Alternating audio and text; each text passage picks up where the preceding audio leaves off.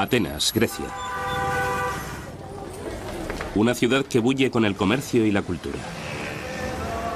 También es una ciudad de fe griega ortodoxa, parte del gran brazo occidental del cristianismo.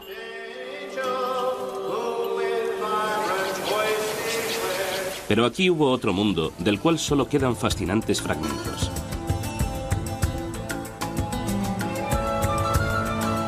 Aquellos que se aproximan al pasado van en busca de un mundo que era igualmente bullicioso, igualmente piadoso. El mundo de los antiguos griegos. Aún nos habla a través de uno de sus legados, la mitología griega. Estaba poblada de muchos dioses y diosas, cada uno con determinados poderes en el mundo y con una historia particular. Durante decenas de miles de años antes de los tiempos bíblicos, los relatos de los dioses y sus actividades fueron transmitidos por los narradores. Es sumamente difícil, pero intentamos imaginar cómo eran aquellos tiempos.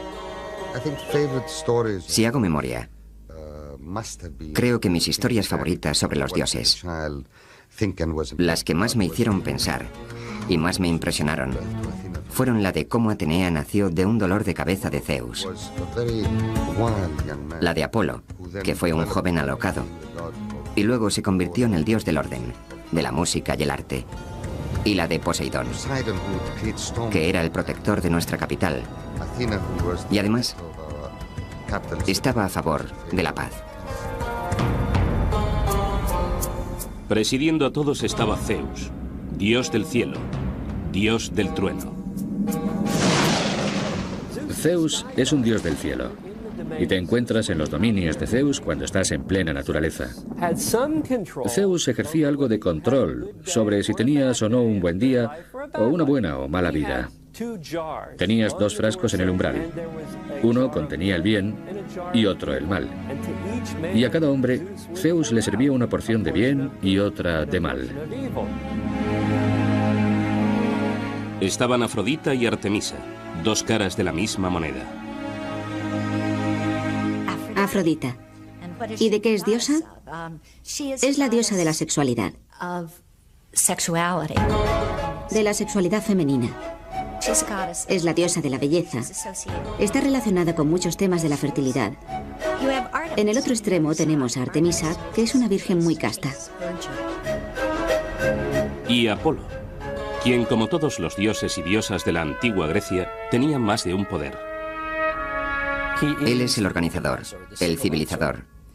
Es el quien lleva carreteras donde nunca las había habido. Es el quien cura, pero quien también puede traer las plagas. Esto es algo que ocurre con muchos dioses griegos. Si pueden provocar algo, también pueden detenerlo. Era un dios, como se ha expresado con brillantez. Un dios distante y, por lo tanto, trataba con la gente no cara a cara y cuerpo a cuerpo. Se le daba mejor disparar su arco y matar a la gente desde muy lejos. Por consiguiente, sus amores también era mejor mantenerlos a distancia. Estos dioses y diosas evolucionaron conforme los antiguos griegos intentaban encontrar sentido, y tal vez fue en un mundo que con frecuencia suponía un desafío. Sus historias fueron adornadas y alteradas con el tiempo a medida que distintas civilizaciones entraron en contacto con la antigua Grecia. Grecia ha estado habitada desde aproximadamente el año 700 a.C. Y hubo invasiones de pueblos de Oriente Medio y del norte. Y cada invasión no condujo a que hubiera otro grupo de divinidades, sino a más estratos de divinidades añadidos a las ya existentes. De modo que los dioses griegos son una amalgama de múltiples culturas, sobre todo de culturas de Oriente Medio. Los dioses griegos tenían tal diversidad que no se parecen a ninguno de los muchos otros dioses de la cuenca del Mediterráneo, porque incorporaron elementos de los muchos pueblos que les rodeaban y no se corresponden claramente con los de sus religiones, digamos de la celta o la italiana. Estos relatos se transmitieron oralmente, pero en algún momento, en torno al año 750 a.C., fueron recopilados, organizados y escritos. Aunque los estudiosos discuten si uno o varios autores participaron en ese esfuerzo, la opinión generalizada es que fue obra de uno, Homero.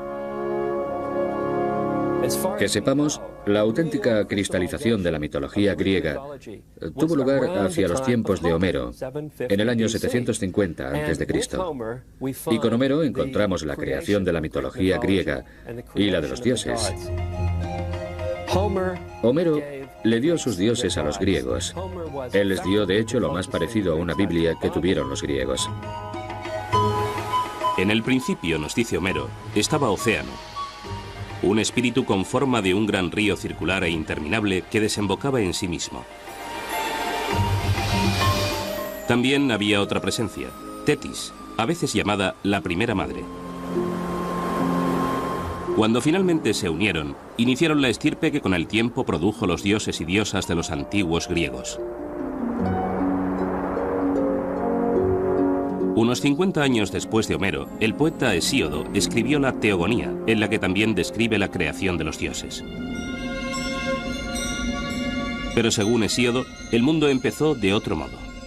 Primero existió una presencia sobrenatural llamada caos, con lo que Hesíodo quiere decir el vacío, no el desorden. Érase una vez el caos. Y tras el caos existió una diosa llamada Gea, la tierra.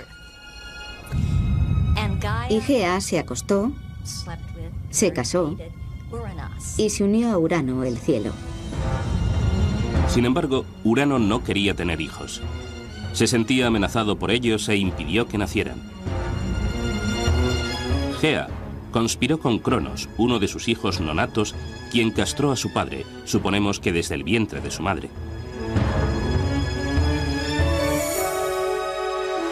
Los genitales amputados de Urano cayeron al mar, del cual surgió una sorprendente entidad, Afrodita, diosa del amor.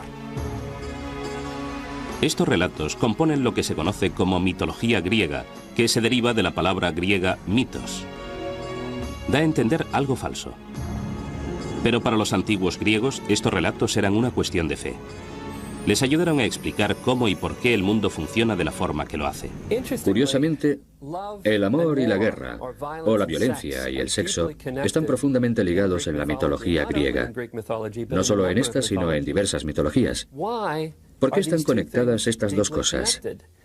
Creo que los pueblos antiguos, y sin duda los griegos, creían que los sentimientos profundamente apasionados estaban conectados de alguna manera a la mente y las emociones humanas. Es decir, los grandes deseos y los grandes miedos o los grandes odios estaban de alguna manera relacionados. De esta manera, los relatos y personajes de la mitología griega tenían una aplicación en la vida real.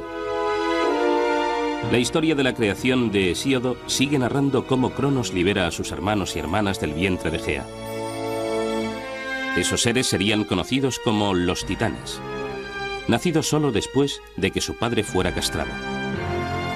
El tema del conflicto entre padre e hijo tiene continuidad cuando Cronos termine matando a sus propios hijos. Cronos se casó con Rea. Cada vez que Rea daba luz, él devoraba a su hijo. Rea quería intensamente tener hijos, de modo que cogió a un bebé, Zeus, cuando nació. Lo envolvió y lo escondió en una cueva en Creta, donde se criaría. Y le dio a Cronos una piedra envuelta en pañales que éste devoró creyendo que se comía al bebé. Bien, Zeus creció, vino, atacó a su padre y todos los hijos surgieron. Y ese fue el principio de los dioses olímpicos. Zeus recuperó la piedra con la que su madre engañó a su padre. Incluso ahora puede verse en el santuario de Delfos. Siempre existe una especie de conflicto innato entre padres e hijos. Hasta este siglo, Grecia ha tenido en realidad una economía de subsistencia. De modo que si se tiene una pequeña granja, el padre está al frente de ella, el hijo, incluso el mayor, no tendrá derechos de ningún tipo hasta que su padre le deje paso, se jubile o muera. ¿Cuál es el problema aquí? Obviamente hay una auténtica preocupación por temas de sucesión y poder. Una vez que Zeus salva a sus hermanos y hermanas de su padre, toman el monte Olimpo. Desde ese bastión luchan por el control del mundo contra su padre, sus tíos y tías, que eran todos titanes. Finalmente, los dioses y diosas del Olimpo se impusieron. Reconocieron a Zeus, que también es dios del cielo, como su rey. Pero los seres humanos aún tienen que hacer su aparición. A continuación, la excitante e inquietante llegada de la humanidad al mundo.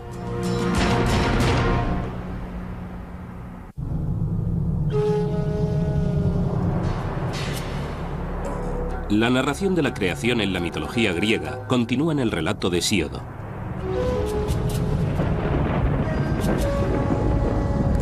Generaciones de dioses continúan luchando unos contra otros antes de la llegada de la humanidad al cosmos.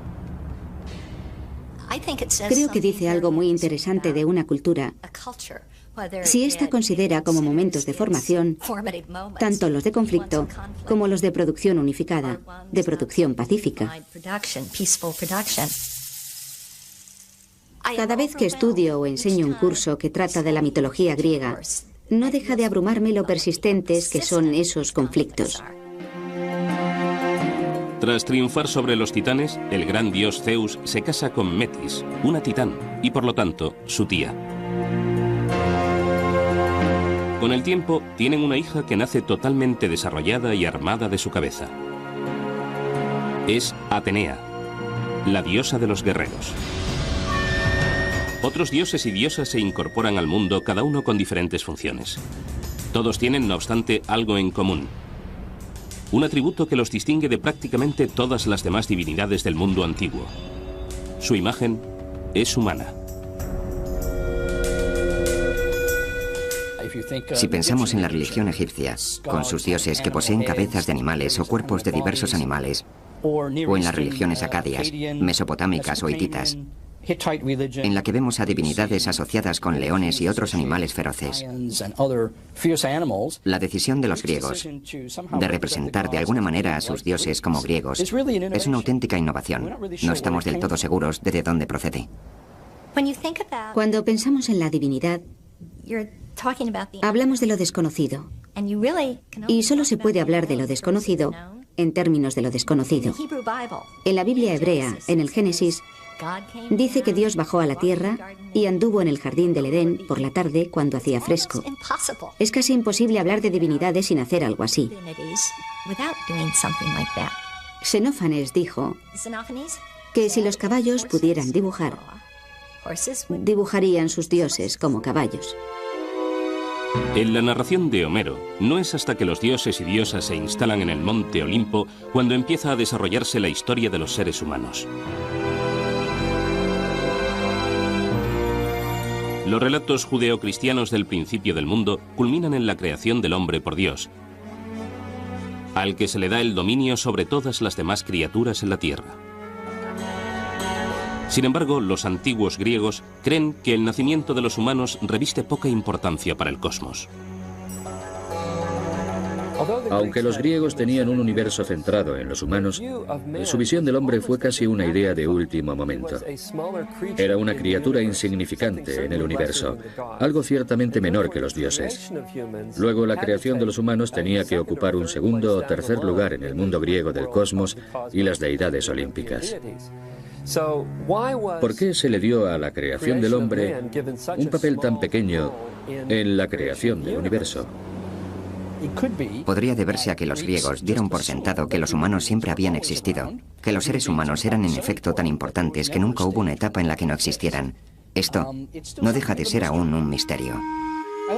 Me gusta pensar que el mito griego refleja una cierta comprensión del lugar de los humanos en el mundo, que no son el centro de las cosas, que hay toda una profusión de cosas en el mundo creado en las que los humanos tienen que encajar.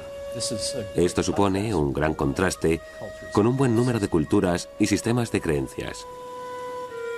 Igual que con el inicio de los dioses, la mitología griega contiene distintos relatos de la creación del hombre.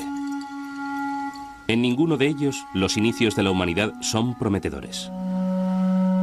Vivíamos como hormigas en el suelo y no sabíamos leer ni conocíamos las estaciones del año, ni el clima, ni podíamos pensar ni oír. No éramos más que gusanos despreciables. En la versión de Homero de la creación de los humanos, el dios Prometeo crea al primer hombre de barro y le infunde vida. En el relato de Hesíodo, Zeus crea razas sucesivas de hombres, de oro, plata, bronce y hierro.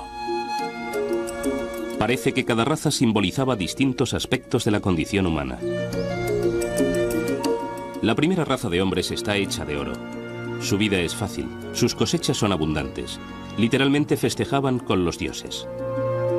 En el principio hubo una era de oro y la gente vivía en la tierra y sus cultivos crecían por sí solos y todo el mundo era bueno y justo.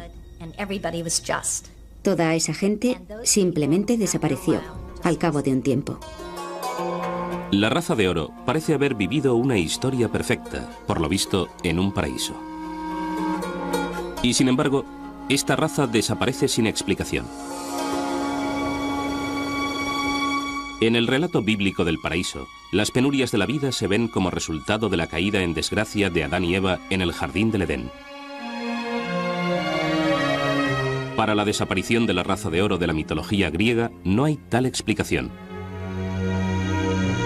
El motivo de su destino sigue siendo un misterio.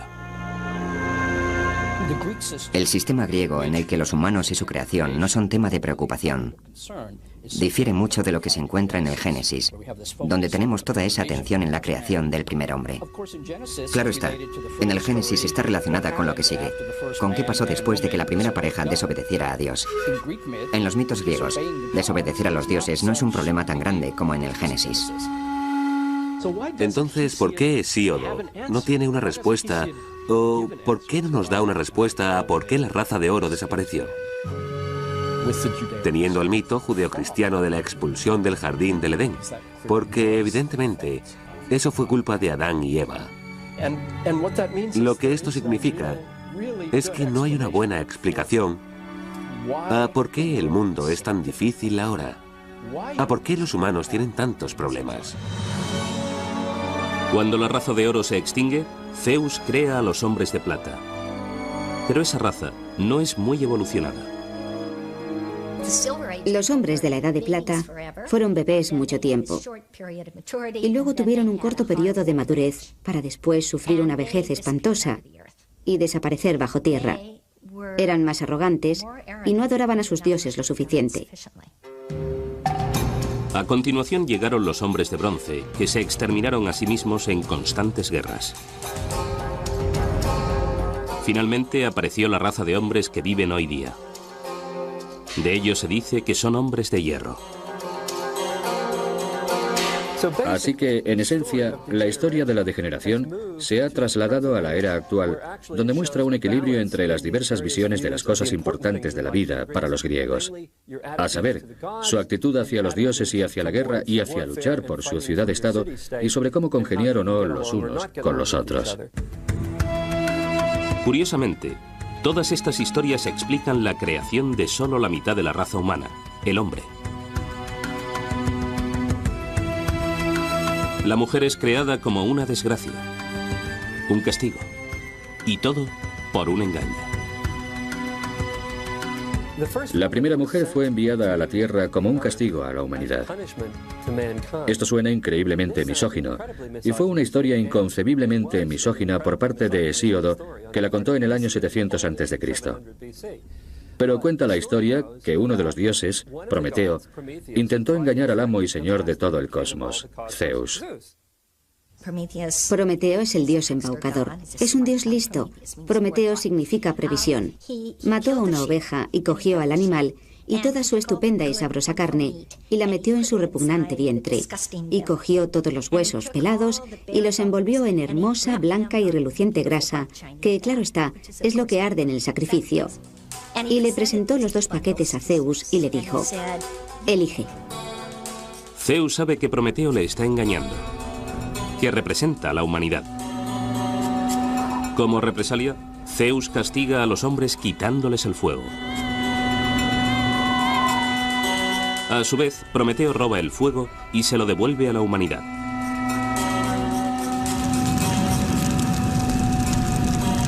Y por robar y devolverle al hombre el regalo del fuego, fue castigado indirectamente por hacer que se creara una mujer que le fue entregada a los seres humanos. Ahora, Zeus no le dio ese objeto diabólico a la humanidad sin más. Lo llamó un mal hermoso. Es algo de lo que no puedes prescindir. Ella es un Kalón Kikón. En términos de los griegos, es una cosa hermosa y mala. Así que el mito griego, la poesía griega, gusta de expresarlo en ambos sentidos. Las mujeres son hermosas. Las mujeres son algo irresistible. Al mismo tiempo, las mujeres te hacen trabajar, así que son algo malo. Pienso que a lo largo de la mitología griega se observa un reiterado énfasis en la amenaza que representan las mujeres. La amenaza que suponen por tu necesidad de ellas, la necesidad de tener hijos y el temor muy real a perder el control debido al deseo. La incontenible sexualidad femenina amenaza al hombre. Zeus no le dio cualquier mujer al hombre. En efecto, le dio un Kalón Kikón, un hermoso mal. Su nombre es Pandora, y llegó con una caja repleta de males que esparció por el mundo. A continuación, ¿por qué la esperanza está en la caja de Pandora?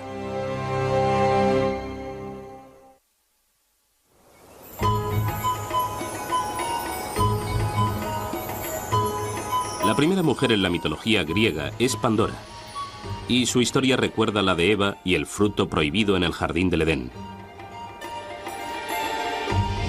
Se le entrega una caja y se le dice que no la abra, pero Pandora lo hace. Y todos los males del mundo son liberados. La enfermedad, el dolor, el sufrimiento, las plagas. Demasiado tarde cierra la caja dejando solo una cosa, la esperanza. ¿Pero qué hace la esperanza en la caja llena de males de Pandora? La esperanza está ahí como un mal, lo cual creo que es fascinante. La esperanza es un mal, porque te permite actuar con la sensación de que puedes controlar el futuro. Y en Hesíodo eso es muy peligroso. No puedes controlar el futuro, y hacerlo es obrar engañado. ¿Es la esperanza algo bueno o malo? A los griegos les gustaban este tipo de dilemas porque la esperanza puede ser buena o puede ser mala. De modo que fue dejada con ambigüedad en la caja para que los humanos la usaran o la evitaran. Pandora es quizá el más importante, pero sin duda no el único ejemplo de mujeres que son el origen del mal en la mitología griega. Algunos estudiosos encuentran un significado más profundo a este menosprecio a las mujeres y señalan a Afrodita, la diosa del amor. Si miramos a los mitos de Afrodita, que es lo más hermoso y sexualmente deseable que pueda haber, los hombres la temen.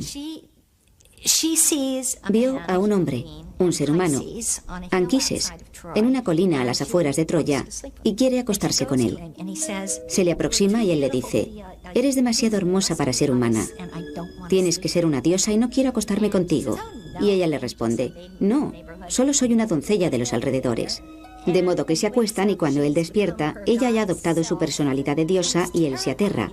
Le aterra que vaya a ser castrado, que vaya a perder toda su fuerza. En contraste, los antiguos griegos creían que Atenea, una diosa sin papel sexual, era una gran fuerza del bien. Atenea es la protectora. Atenea es la divinidad guerrera que encabeza la guerra de defensa justa. Ella es la diosa de la ciudad y, en muchos sentidos, la divinidad más importante que tienen los atenienses. Y eso puede ser válido para muchas otras ciudades donde existe una acrópolis con un templo de Atenea en la cima. Por lo tanto, el mundo de los dioses y diosas griegos no es simplemente una colección pintoresca de relatos. sino una ventana a una civilización antigua, a sus ideas y a sus valores.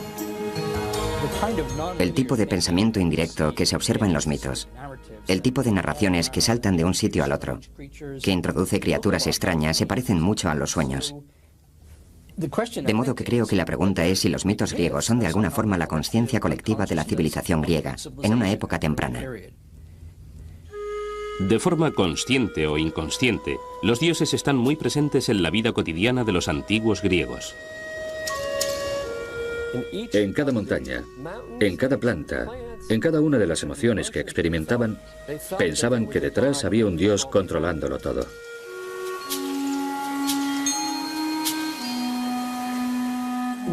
Una de las cosas atractivas y singulares de la religión griega, desde el principio, es su receptividad al entorno.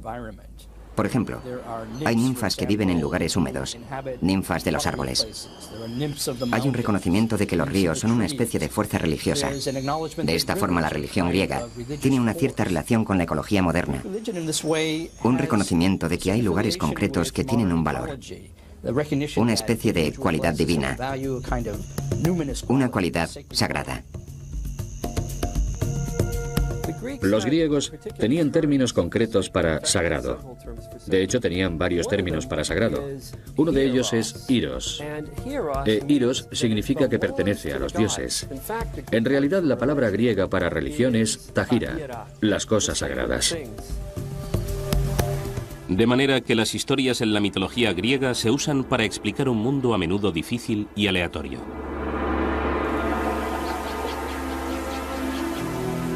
El invierno nace cuando Perséfone, la hija de la diosa Deméter, es raptada por el dios Hades y llevada al infierno para ser su esposa. Deméter estaba terriblemente alterada por haber perdido a su hija y empezó a recorrer el mundo en su busca. No pudo encontrarla.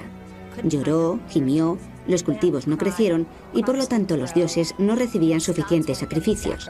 Algunos dioses acudieron a Zeus y le dijeron: tienes que hacer que Perséfone vuelva con su madre, que ésta haga crecer los cultivos para que recibamos nuestros sacrificios y la gente no muera. Al final, a Perséfone se le permite volver con su madre, pero con una condición. Cada año, Perséfone tiene que pasar 3 meses con Hades. Es durante ese periodo que su madre Deméter, la diosa de la agricultura, está inconsolable, y de ahí que cada año los campos estén yermos durante el frío invierno. De ese modo, las grandes penurias de la vida eran explicadas. Las dificultades personales, sin embargo, a menudo se explicaban como producto de alguna ofensa a los dioses. Aquellos que ofendieran a los dioses eran castigados, no por una autoridad terrestre, sino por los propios dioses.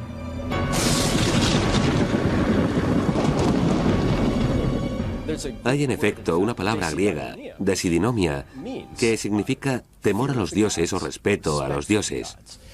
Y esto era algo positivo. La vida se consideraba algo bastante precario y era preciso hacer todo lo posible para poner a los poderes que existieran de tu parte para mantenerte a salvo. Muchos vivían apenas a una sequía de distancia del hambre. Y no se puede jugar con un mundo así. Una de las cosas que me encantan de los mitos griegos es que nunca dejan salir a nadie del atolladero. Nunca dicen que tal cosa pasó porque los dioses hicieron que pasara. Es culpa nuestra si no somos capaces de entender el porqué. Es en cierto modo un mundo difícil en el que vivir. En un mundo difícil, la gente con frecuencia busca un héroe. Alguien que les traiga la liberación de una vida aparentemente llena de adversidades. Hay quienes piensan que un niño nacido de un dios griego y una mujer mortal prefigura la aparición de Cristo. ¿Estaba esto destinado a pasar? A continuación, 2 de las mayores figuras de la mitología griega y cómo esclarecieron la idea de los antiguos griegos del destino contra el libre albedrío.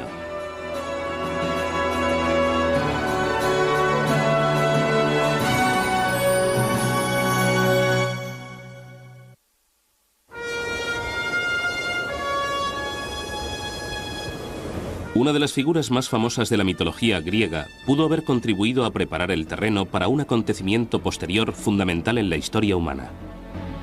Heracles, más conocido como Hércules, nace porque el gran dios Zeus deseó a una hermosa mujer mortal. Ella, sin embargo, es una esposa fiel. Zeus adopta la apariencia de su marido y consigue poseerla. El ultraje es aún más grave porque el propio Zeus está casado con una de sus hermanas, Hera. La idea de que los dioses no siempre son éticos, no siempre son honestos, es una que tiene sentido cuando piensas en ello. Y los griegos parecieron sentirse a gusto con ella durante muchos siglos. Tiene sentido porque si los dioses son humanos, pero de algún modo mejores, más fuertes, más poderosos, inmortales, nunca tienen que atenerse a las consecuencias de aquello que hagan. Mientras que los humanos, sí.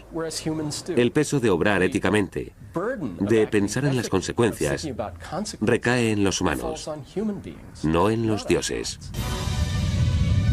Hera no puede descargar su ira contra Zeus. En un acto característico de un dios griego, elige como blanco de su rencor al niño nacido de la infidelidad de su marido. Heracles tal vez sea el héroe griego más famoso, una figura especialmente importante en la mitología griega. Incluso en su infancia, Heracles está dotado de una fuerza extraordinaria. Hera manda mortíferas serpientes a su cuna y Heracles las estrangula a las dos. Muchos de los héroes griegos tenían de hecho un padre divino y otro mortal. Por lo general, un héroe era un hombre de una fuerza superior a la normal que estaba de alguna manera señalado para tener una vida de logros, pero también de enormes dificultades. Les costaba mucho integrarse en la sociedad precisamente por sus grandes capacidades. La vengativa Hera continúa persiguiendo al hijo ilegítimo de su marido a lo largo de su vida, llevándolo a tener ataques periódicos de ira o de locura. Profundamente contrito por los asesinatos y otros delitos que comete durante esos ataques, Heracles emprende trabajos de arrepentimiento, a menudo matando a tiranos y monstruos.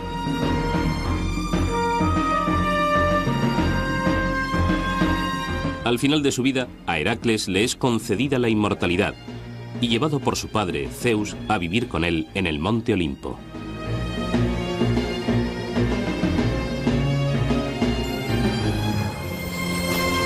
Así, la historia de Heracles pudo haberle preparado el terreno al apóstol Pablo, quien siglos más tarde les llevó a los griegos noticias de una nueva fe. Ellos tenían una historia del hijo de un dios, Heracles, que sufrió y murió, y luego pasó por una apoteosis y subió al Olimpo, de modo que la historia de otro hijo de un dios que sufrió y murió y fue al cielo no les resultaría del todo desconocida. De igual forma, la idea de que un dios puede adoptar forma humana y parecer uno de nosotros era totalmente aceptable para un auditorio griego pagano. De ese modo, el primer cristianismo avanzó en Grecia y arraigó entre sus gentes con bastante facilidad.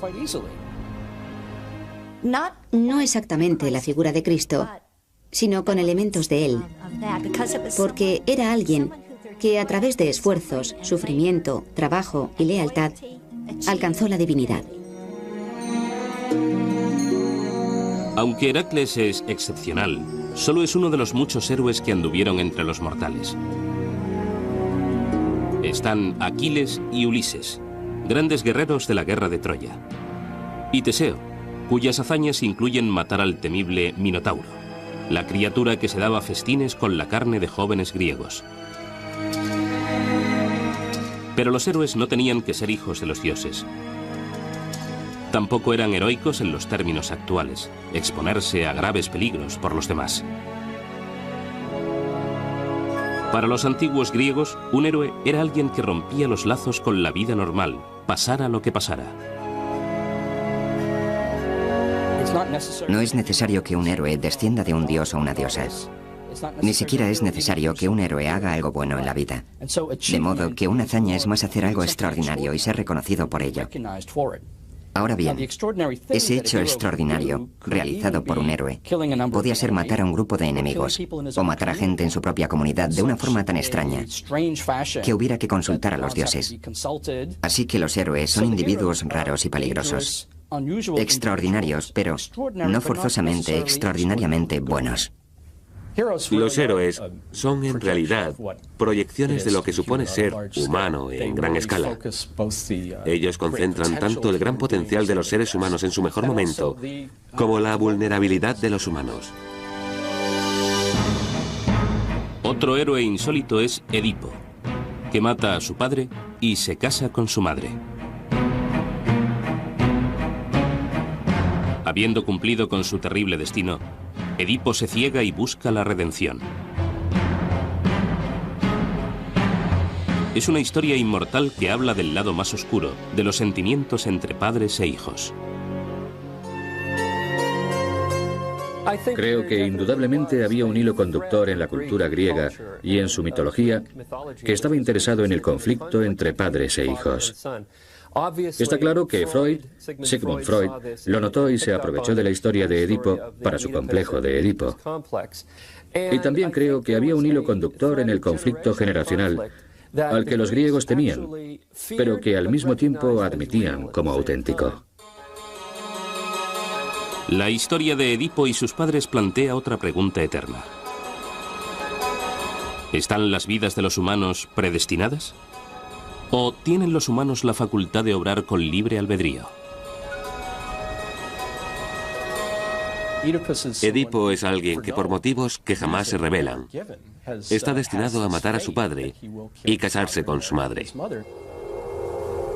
Una vez Edipo se percata de que no es hijo del rey de Corinto como creía, dice: me considero el hijo del azar.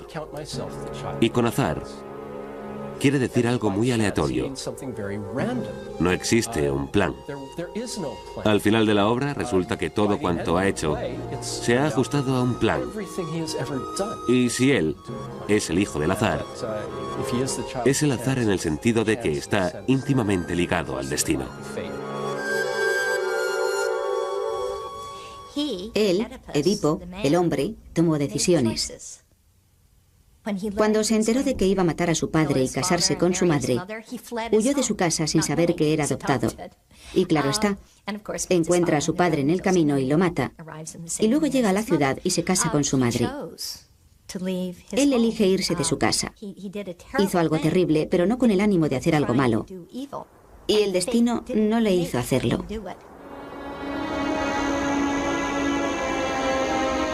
El problema del destino de una persona contra el papel del libre albedrío era de tal importancia para los antiguos griegos que personificaron al destino en la forma de 3 diosas.